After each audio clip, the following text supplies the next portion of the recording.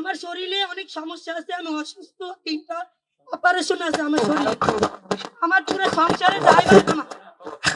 এই জুতার দোকান দিয়ে আমি আমার সংসার চালাই। 5 থেকে 6,000 টাকা আমাদের রুম ভাড়া। 8,000-এর নিচে কোথাও রুম পাওয়া যায় না। এই আমার কষ্টের কথা আমি বলতেছি যে আমার এই ব্যবসাটা দিয়ে আমার সংসারটা চলে। আমার ছেলে মেয়ের লেখাপড়া, আমার সংসারের সমস্ত আইবার, সমস্ত চাহিদা পূরণ আমার করা লাগে।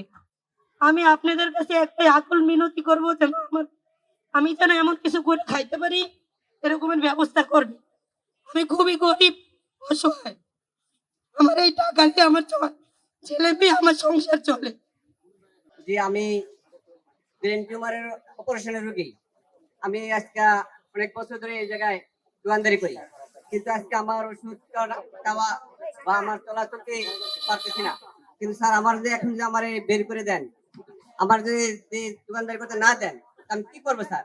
প্রথম কথা হলো আপনাদের অল্টারনেট ব্যবস্থা আমরা করব, কিন্তু ফুটপাতে কোনো দোকানদারি করা যাবে না। এই ব্যাপারে কি একমত কিনা সেটা আগে বলেন।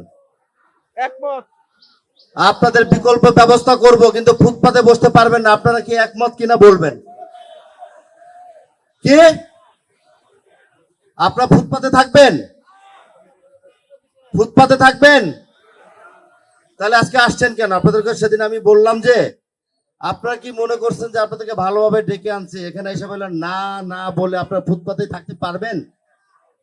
পারবেন মনে হয়? হ্যাঁ,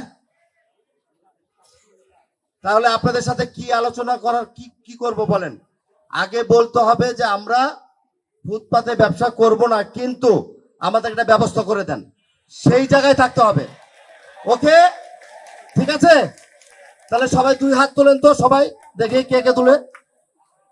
ওকে, গুড, ঠিক আছে, ধন্যবাদ। বসেন।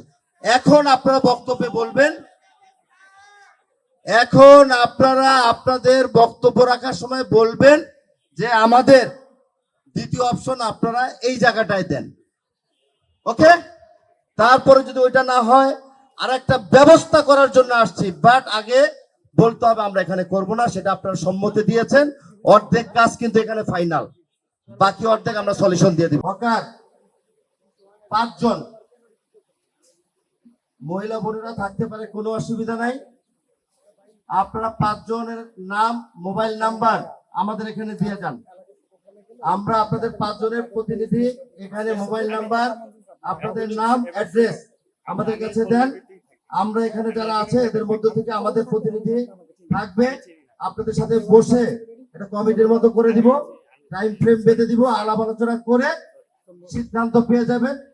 যেদিন সিদ্ধান্ত হবে সেদিন আবার আমি আসব, আপনাদেরকে যেখানে স্থানান্তর করা হবে আমি নিজে থেকে ওইখানে আপনাদের পুনর্বাসন স্থানান্তর করে দেব। ঠিক আছে নাকি? আর এখানে আমি লক্ষ্য করছি, এখানে আমি 2-1 জনের কথা শুনলাম, তারা এখানে সমাধানের জন্য আসে নাই।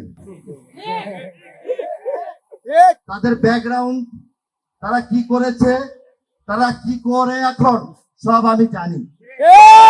আমি চাঁদের দেশ থেকে উড়ে আসি না এখানে। আমার বাসা কোথায় কোথায় এটা সবাই জানে।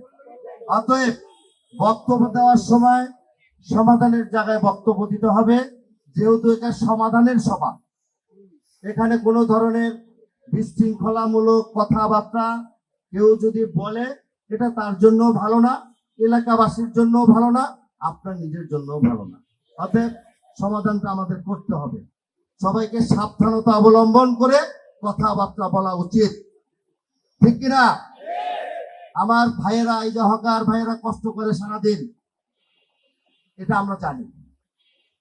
আমাদের কাছে এটার কি বলে আন্তরিকতার কোনো অভাব নাই। আমি চাইলে সেদিন আমাদের ফোর্স নিয়ে আমরা এটা উচ্ছেদ করে দিতে পারতাম, আমি করিনি।